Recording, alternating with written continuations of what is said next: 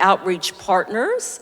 We have Cathedral parishioner Joe Iarocci, who is the Interim Executive Director of Emmaus House, and we have David-Lee Mattison, who is the Chief Program Officer of Emmaus House. And I don't know, David-Lee, that sounds like an awfully short title for all the things you're doing right now. David-Lee, in addition to continuing to organize the food bank, is also directing the Freedom School this summer. But I'm going to let them tell you all about that. But please join me in welcoming our friends from Emmaus House to talk about Emmaus House, their ministries, and what is bringing them hope this summer.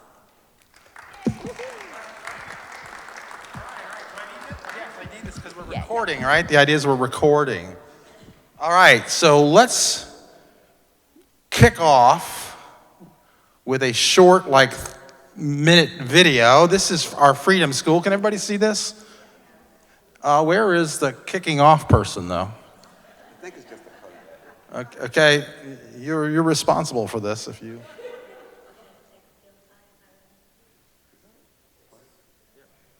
You can see it.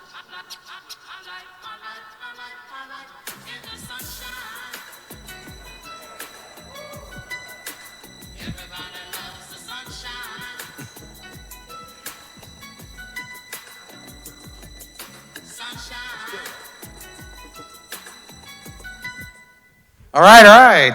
Whoa, in the sunshine. I'm happy to be here. I've had anxiety dreams about this since Julia asked me. Would you like to know why? Yes. Frank, would you like to know why? Yeah.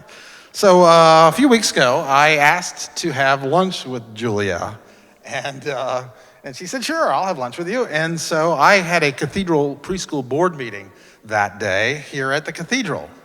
And I was so proud of myself, I scheduled the lunch so that I could go to the Cathedral preschool board meeting, and then I could just walk to Julia's office and go out to lunch. So I have the Cathedral preschool board meeting, and it ends, I walk to Julia's office, and then Julia's not there. And I started getting a little bit annoyed, where the heck's Julia? So then I get this call from one of our colleagues at Emmaus House. "Hey, I got Reverend Mitchner here." I'm sitting up in her office. I drove so fast, literally. I literally went through one red light, and I was speeding the whole way, and I did make it down, eventually down. And so I'm very indebted to Julia for giving me the grace on that, as well as being such a great support of ours. It was kind of you, kind of like that. So Laura knows that scheduling is not my strong suit, really. So we're happy to be here. Okay, here's what we're going to do. You've seen the welcome video. Every morning at Freedom School, we start with music and chanting and cheering. It's super energizing, better than coffee. We're gonna do a quick icebreaker. So while I finish doing the agenda, I want you all to think about a childhood book that you remember fondly when you were a little kid. Because Freedom School is about reading and reading levels. So I'm gonna ask you in a minute to try to remember a childhood book that you remember fondly. We'll give you maybe 10 minutes about Emmaus House and its work. For those, raise your hand if you've ever done volunteering, you've done something. Yes, with Emmaus House. Yes. Good. Thank you all. Okay. We'll give you a quick overview of that. I'll give a little bit about the history, and David-Lee will talk about the programs there. And then we'll get to the main part, which is a discussion of what gives you hope. And David-Lee and I are prepared to share some thoughts on that, but also we'd like to hear from you also, because I think that when you share what gives you hope, it also gives hope to others, that it has a kind of a multiplying effect. You guys agree with me on that? Yeah. How's that sound? Anybody got a better idea for an agenda than this? Julia, does that sound? I wasn't here last week, so when she said she went through the whole program last week, I'm like, oh, I should have been there. I was on an airplane though. Anyway, okay. A favorite childhood book. I'm going to start with yes. Okay, and if you want, 1947. Wow. 1947. And why? What?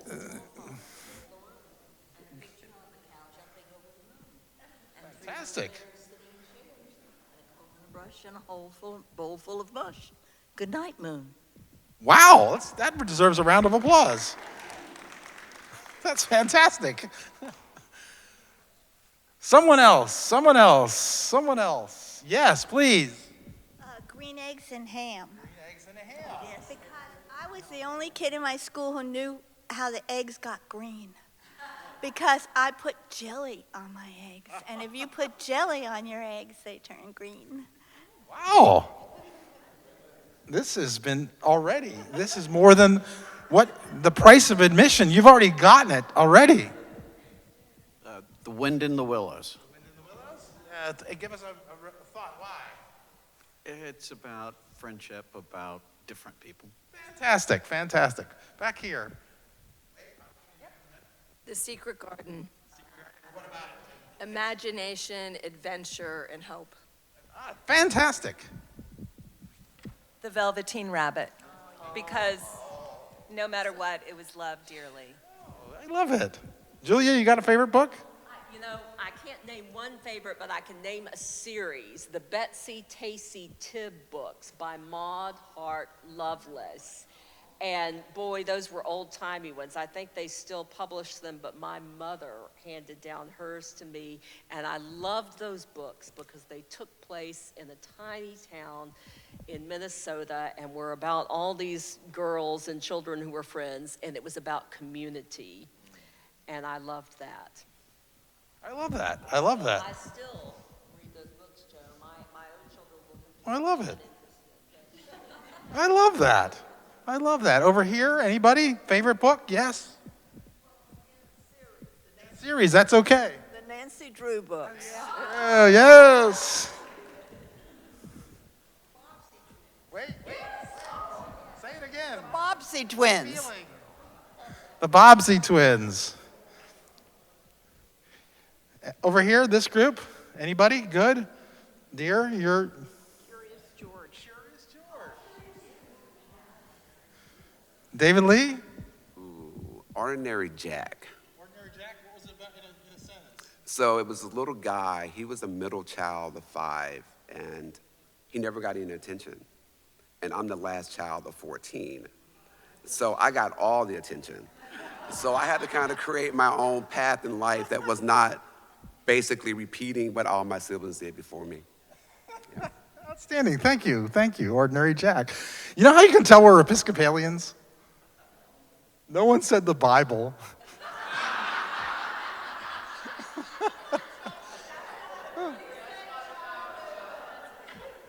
The Bible is for all ages. I'm teasing, obviously. Mine is also green eggs and ham.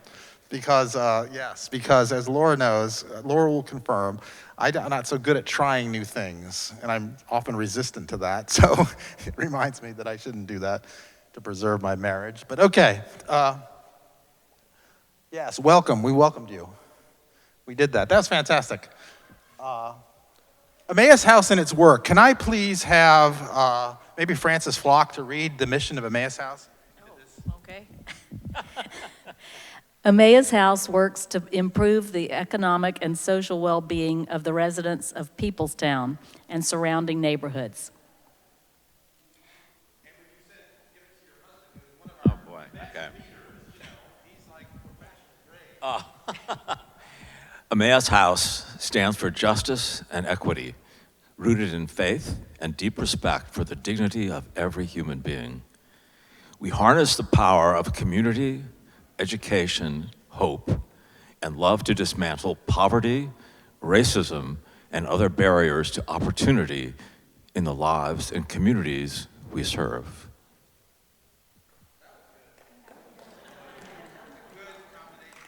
Thank you. You're welcome. Hey, by the way, my favorite books are the Hardy Boys. Take that, Nancy Drew. All right. I'm going to give you the history of, quickly through the history of Emmaus House, and then I'll let David-Lee, he's going to tell you a little bit about the programs. But really, can you all see this map? You really don't need to see it that closely, but this is the Turner Field area, right? 1949. This is a fantastic neighborhood, vibrant, thriving neighborhood. In fact, it was the Jewish neighborhood in Atlanta for quite a long time here. 2013, before, after, right? Stadium, old stadium, highway going this way. There's another highway, I guess that way, right? And that's really the kind of genesis of Emmaus House in Peoplestown, is this all this urban transformation that started way back when. It's quite a remarkable picture. And there's a lot of our neighbors in Peoplestown who can remember these days back here, actually, when it was just a very vibrant kind of place. Emmaus House was started in 1967. In the aftermath, there was a lot of unrest, and a lot of it had to do with housing, actually, and the construction that was going on, the stadium and all this, and it was kind of a difficult time. And that Emmaus House was started by Reverend Austin Ford. There he is, right there, in 1996. But he was a founder. He was an Episcopal priest and civil rights advocate. Robert Patterson, would you kindly read the quote? Can you see it from there? Would you? Let's see if you can. It's kind of a competition. I'm not going to get into competition here. Pattersons versus flocks. We were all, in a way, radicalized and motivated to do something about a segregated society. I think those of us who felt it was wrong and worked to change that decision never looked back. That was good. That was very competitive, don't you think, to the team flock? So Reverend Austin Ford, he moved down to Peoplestown. He actually decided, I'm going to live down there, and I'm going to be present there and do my work there. During this period of the 60s, the model cities, it was the first Atlanta in the model cities era. The government began to pay attention to what was going on within the cities and some of these neighborhoods. In 1970, Emmaus House opened what was called the Poverty Rights Office, which was what we now call the Loki Center, which was about food and support for people, helping with government support. True school integration only happened in 1972 here in Atlanta.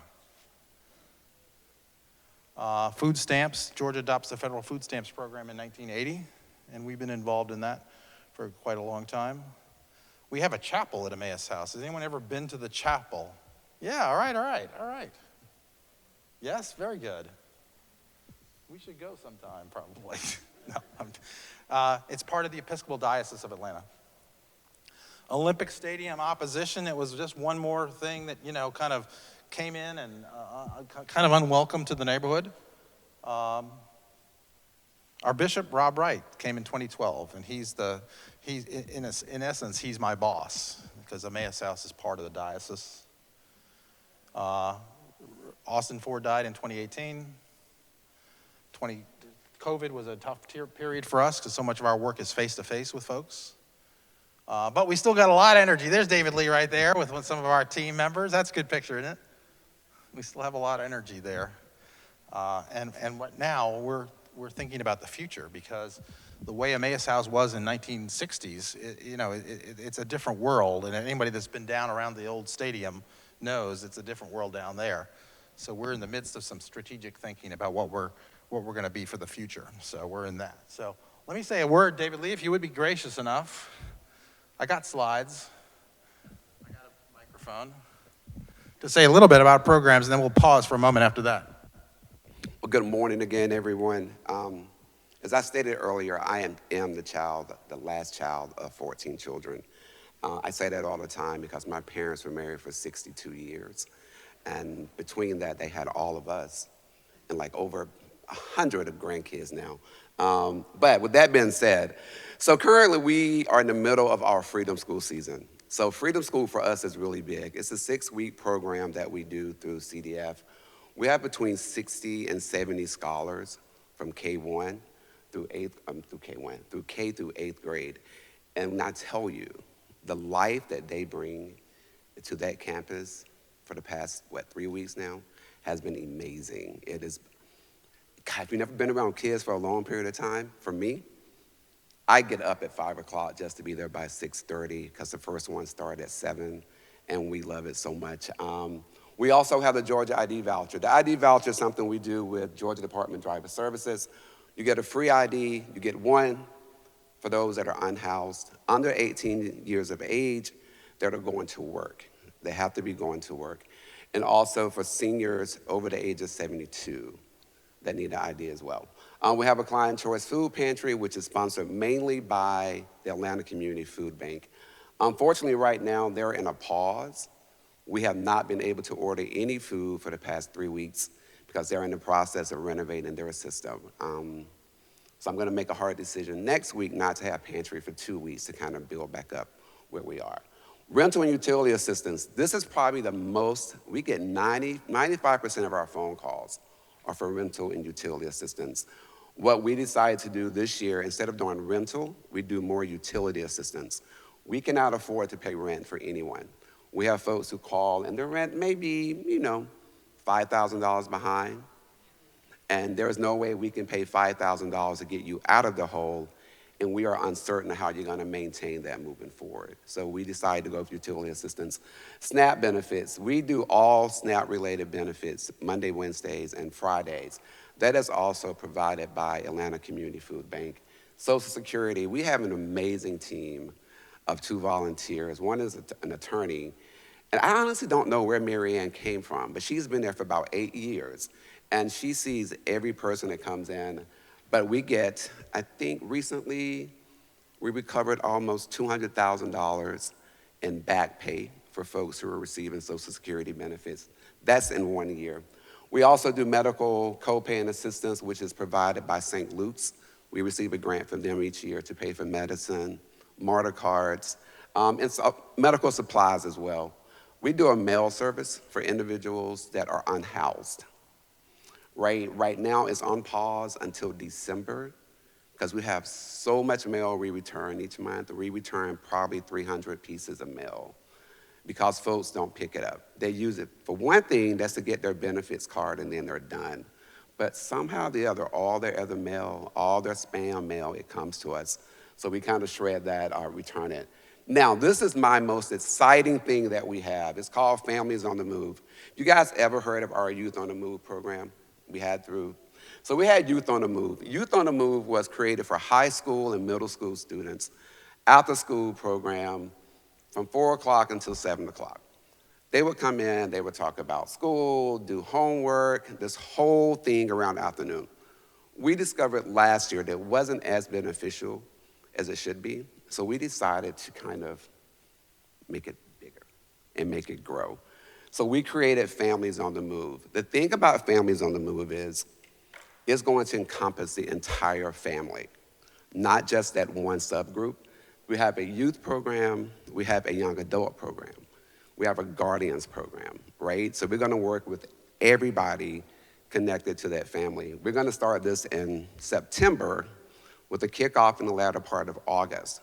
Once we start this program, it's our goal to be able to monitor and watch and have touch points with everyone in this program for at least 6 months after that program starts. Any questions about any of these programs? Yes, ma'am.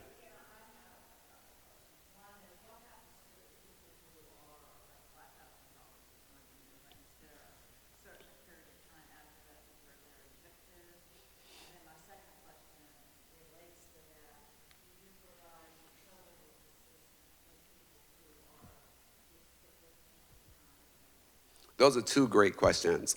So as far as a rental assistance, there's a portal that we're a part of with Georgia State. I can't remember, it's called the Iarocci program.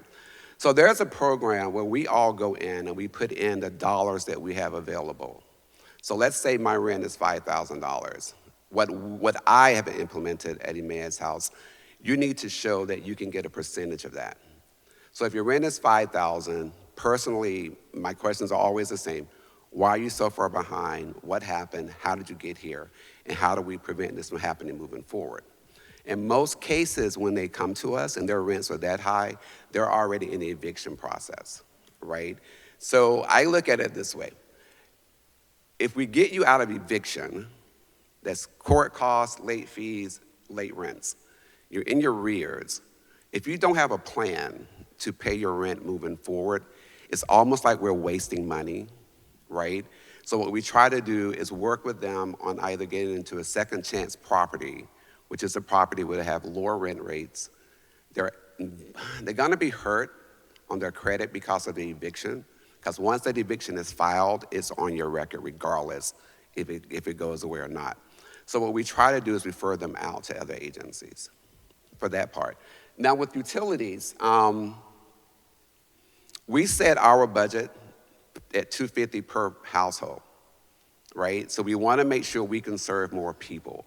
We do have people, currently there's unfortunately a senior.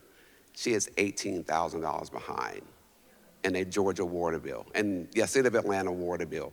We have not been able to figure out why they did not disconnect her water, but right now her water is turned off as of last week because they want her to pay $8,000, one payment, and then she has 3 weeks to pay their remaining balance to get her water turned back on. So we just have that one little cap, unfortunately. And what we do is we actually look into the system. We have access to pretty much all of the backside of utility companies. And we can kind of see when they paid or if they've used services from other agencies. If they've used another agency in the past 6 months to pay the utility bills, we will not cover that. We like to try to spread it out across the board. I call it agency hopping, so to speak. If you go to one agency, we're paying it this month, another agency this month, so you're not taking on any responsibility. So my goal is always try to encourage them to actually be more responsible with trying to get their bills paid. Any other questions? Yes, ma'am. Could you go over again the part about there's no food in the pantry for 3 weeks? I'm sorry, I misunderstood what happened. So Atlanta Community Food Bank, they're restructuring their distribution program. So what happens is they had everything open for a window. We ordered, let me just back up for a second. What is this, June? This is July now. Last year in June, I probably had spent about, $3,000 on food for 6 months. In June this year, I spent over $9,000 for the same types of food from the same company. So needless to say, our food pantry budget is much smaller, but what's happening, they actually are renovating, if you will, the warehouse. So now all the slots are very limited. We could get a slot 7 o'clock in the morning. Haven't been able to get one for 2 weeks now. So it's really nothing we can do on our end, but what I will do on Tuesday, I will go out and buy food from the grocery store. There are a couple warehouses up in Norcross, so we will have food for our neighbors. We just won't have everything they normally get.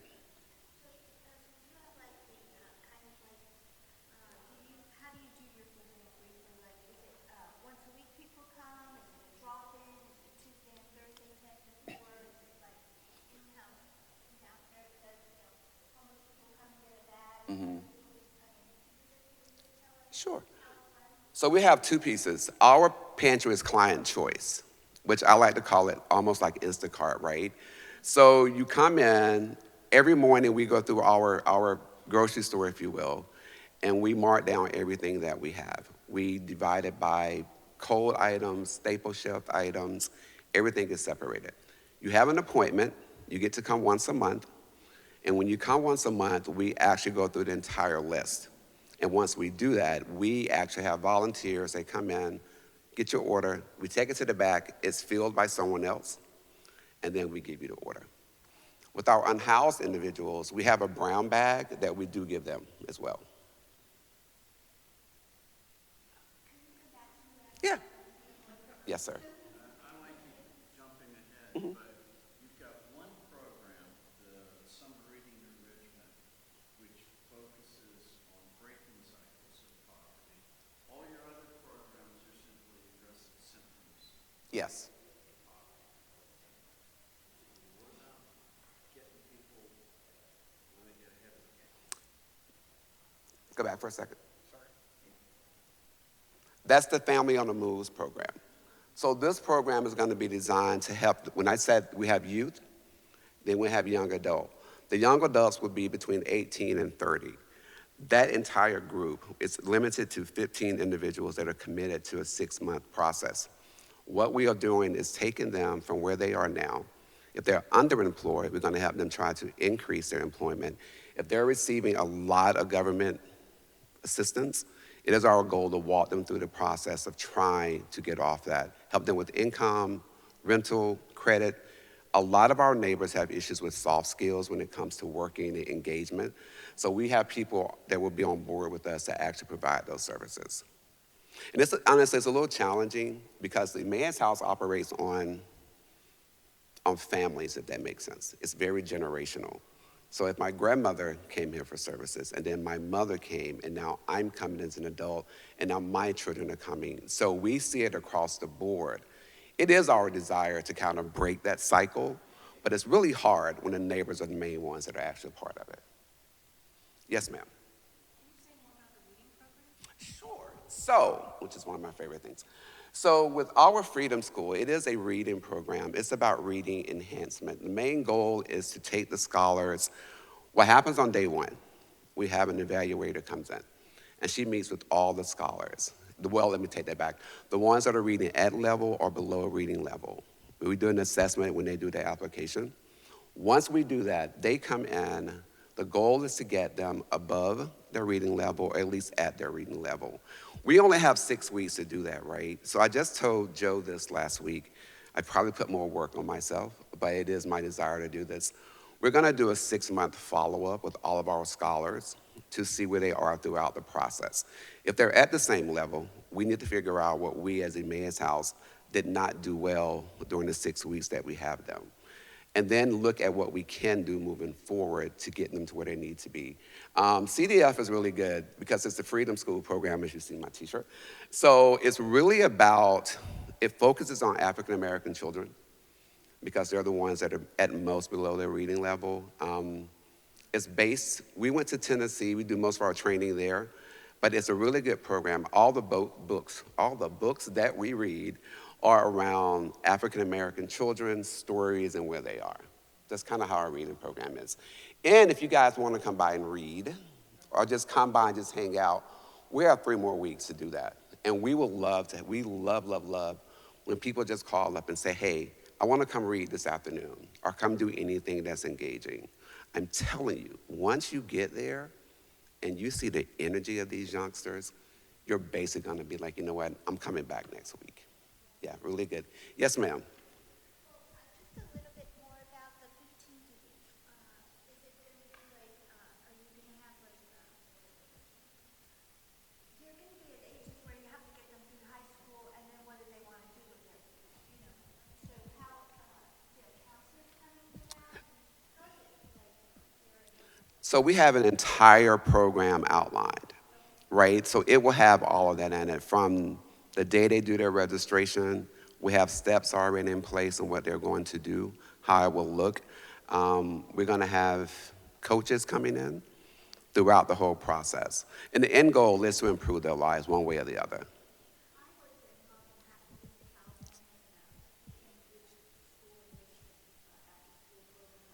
Mm-hmm.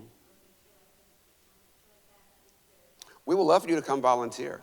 We love that. I'm never going to turn that opportunity down. Yes, ma'am. Have you analyzed how or when this new terrible budget bill is impacting the program? Unfortunately, it already has. We historically received a grant through United Way. We would get roughly, it was for rental and utility assistance. So I wrote the grant was submitted, the grant was approved. We were listed to be one of the recipients. We got an email maybe a week after that or so that said that the funding would not be released. So it took about maybe $15,000 out of our budget. Directly, not as much, because we don't do a lot with like health. The backside of that is food stamps, it's SNAP benefits. We will see an increase in what people are requesting around food benefits because if they lose them, they're gonna come to us for food services, as well as to try to get recertified. So yeah, it's impacting us. Yep. Any other questions? Yes, ma'am.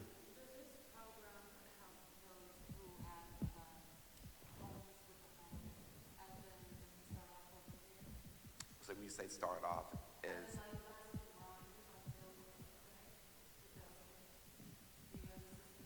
I'm not familiar with that. I have to do a little research. Mm-hmm.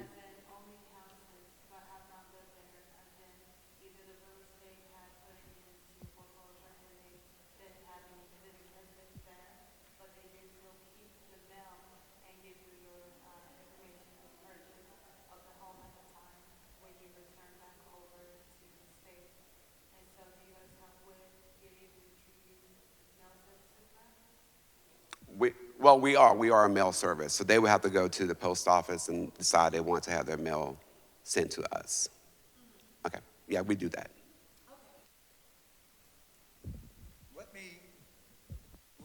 I want to come to this question about, because I had a feeling someone was going to ask that. Oops.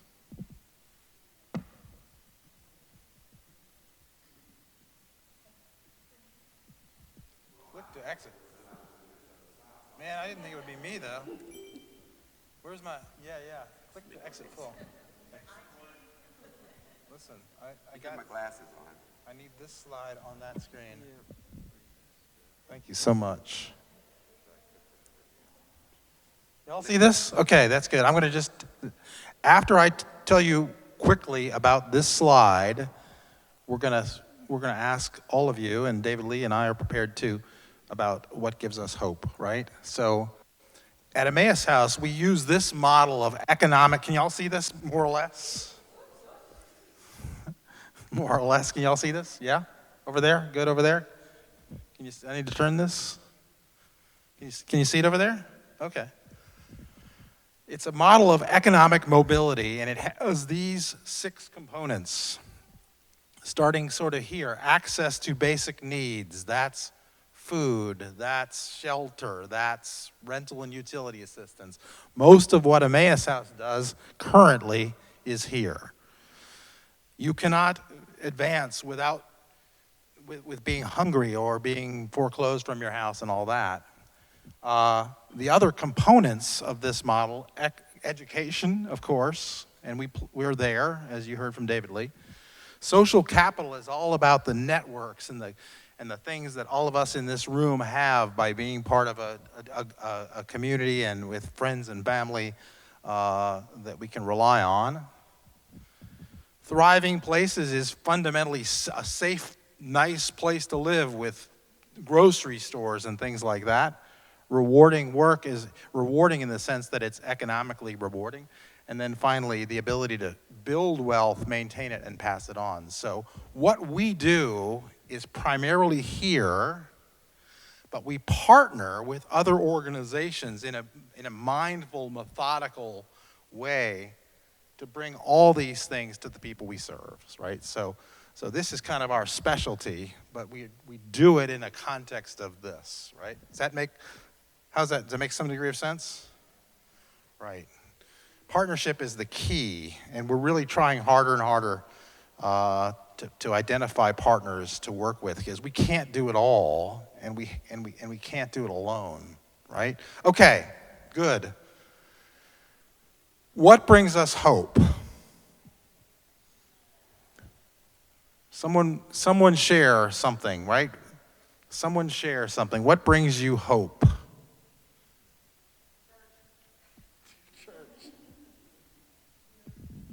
So last week I was at the Buford Highway Farmers Market, which is this wonderfully diverse grocery store, supermarket that everyone from extremely old Asian men, the dynamic Hispanic community, and just from all corners of the globe. And I love the sound of children's laughter. And nothing's better than watching children running amok. And the best part were all these kids that were so different, that didn't necessarily speak, their parents didn't speak the same language, and these kids just loved being with other little kids. And I look at that and go, well, we've really screwed everything up, that maybe these guys will save us all. Thank you so much. Yeah, that deserves a little round. Let's give it a little. Yeah, that's fantastic. Hold. Someone back here, please.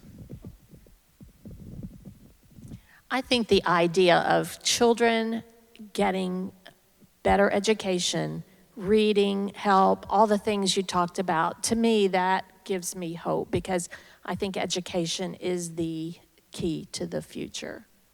Thank you so much.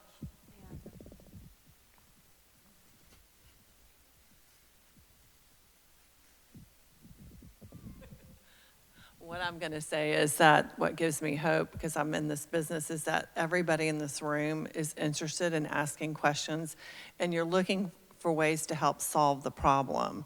You're not blaming anybody. It's like, what can we do? You're trying to get knowledge, because this is far more complicated than just giving them rent money or utility money. It's systemic, it's education, but now I love that it's now going to be whole family, because you've got to include everybody. You can lift the bottom up and get them at that education level, but if they're not encouraged to be at that right educational level, and why that's important. But everybody in this room who's asking the questions, and I hope we can just share it with more of our congregation. Love it. Thank you. Others of you.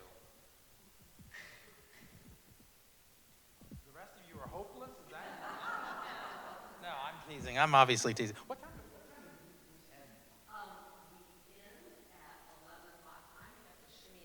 Okay. You want to share what? Sure, I'll share one. What? Yes. The shimmy, yes, I'll do the shimmy. What gives me hope, I think, is connected with the reason why I named the Betsy Tacy Tibb books as my favorite childhood series, namely that they talk about community.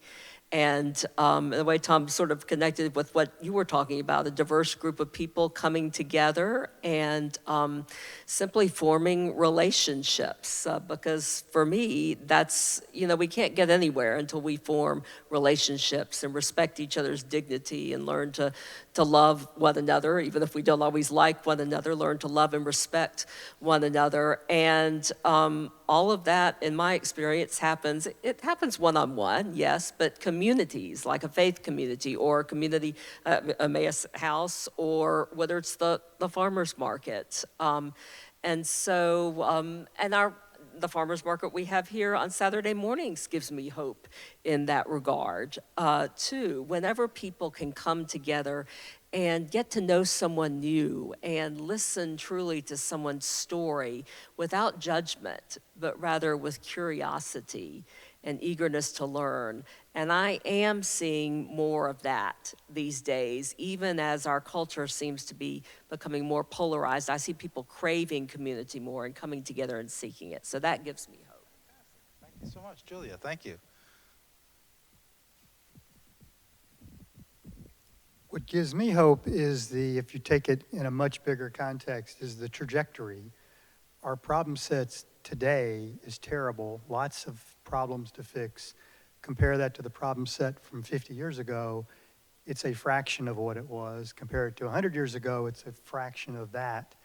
So it's hopeful to me to see the progress we've made. It's encouraging to me to see that we still have a whole lot more to do. Love it. The arc of history. Love it. Good here?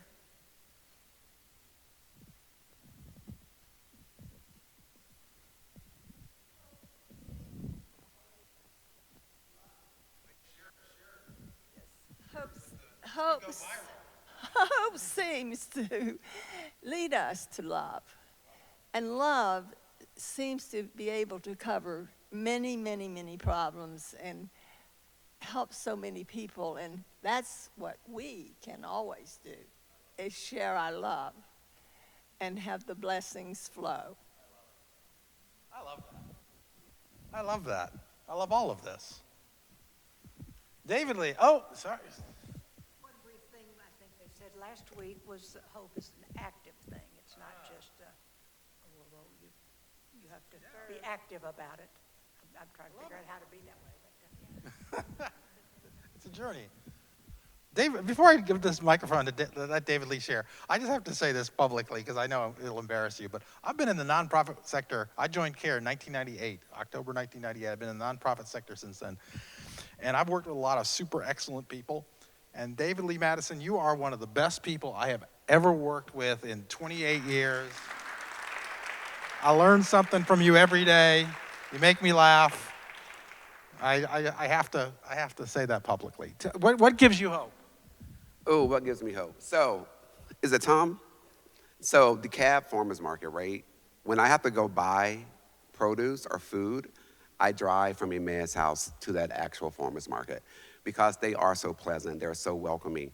They box up everything I want, take it out to the van for me without even hesitating. So I appreciate you saying that. One thing that gives me hope, a couple things actually. A couple weeks ago, I went up to St. Bart's. You guys familiar up in off Druid Hills? I think that's where it is. Excuse me. And La Vista. They have a vocational Bible school program. So I was there and I hung out with them for maybe about an hour or so. And something I discovered, right? They have their program for 1 week. We have ours for 2 weeks. So we made a commitment that next year we will take all of our scholars and all of their scholars and let them spend a day together, right? Because it's so integrated. I'm just gonna be very clear. I was kind of like, oh man, there is no brown people in this room. And we talked about it. We were open. We had an open discussion about it. So we decided that we will do that. So for me, that's one really big hope thing, that we're bringing young folks together at an early age, especially where we are now, and that they can see there are things that they can still do together. The other thing that gives me hope, it goes back to Freedom School. It goes back to creating a program where we can follow up with the scholars that we have, when we're able to watch their progress, throughout the next year. Because we start Freedom School in May, the hard work in May. So if we start in September and we follow them through at least the end of April, we can see if Emmaus House made a difference with Freedom School. So that's one thing I really hope for. Thanks.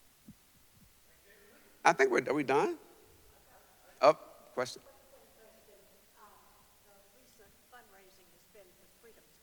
It has been. But I understand that food is a big need, the pantry, food, things, shooting more things and all that. It did just end. We met I haven't seen the last numbers, but we exceeded what we wanted. Thanks to a lot of you. And I do think we should start something around the food pantry, right? So we can think about that and look at it. We do have a list of food pantry items. I created a list because it's easier to give a list to folks to say, hey, this is what we need in this community. We've had things we've gotten in and people are like, I don't know what this is.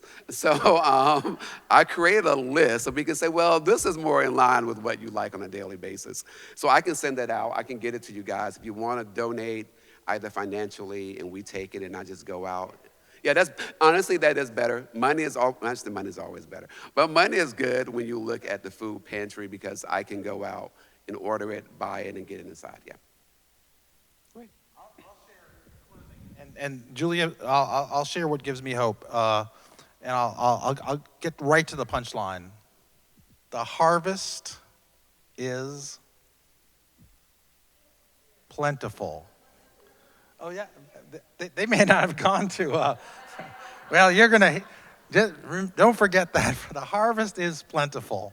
That was great today. Thank you, David Lee. I got an email. I've got an email on my phone. Pardon? I got an email on my phone. So I received this last night at, I don't know, it was like 2 a.m. It was from, I will not tell you who it's from. Literally last night, 2 a.m. Dear Mr. Iarocci, I won't tell you the person's name. I'm an Episcopalian and I live in a town in Georgia. I have been donating to Emmaus House to support the community programs for several years. I have aimed to donate monthly, and sometimes I achieve that, but life is messy, and sometimes I end up sending a check that covers several months of donations at one time. I am at one of those times now. My question, are you the person to whom I should address the check? I promise, quote, the check will be in the mail soon, close quote. I just want to be sure to whom I should address it. That is somebody, right, who I don't even know who it is, who, in the middle of the night sends me an email, and I'm reading it, and the harvest is plentiful. There are people out there that want to help through prayers, through donations of food, through cash, through meetings like this, and we just have to be the laborers, I think, right, to bring that harvest in. It's there, and what we need is there, and the folks that live in Peoplestown have what they have what they need. We just need to help them out and give them a little boost if we can. So, out of the middle of nowhere, that kind of goodwill and those kinds of assets are there. So, on that note, Julia, you're going to shimmy out. Will you say some clergy? Can you say a clergy-like thing to end us? I'm not really competent. I would love to. Well, first of all, thank you, Joe. Thank you, David-Lee. Thank you, community, for your excellent questions and engagements and contributions. Next week, our guest will be Tanya Davenport from Buckhead Cares. Excited about that. And thank you once again, and thanks to all of you. So same time, same place next week. Go in peace to love and serve the Lord.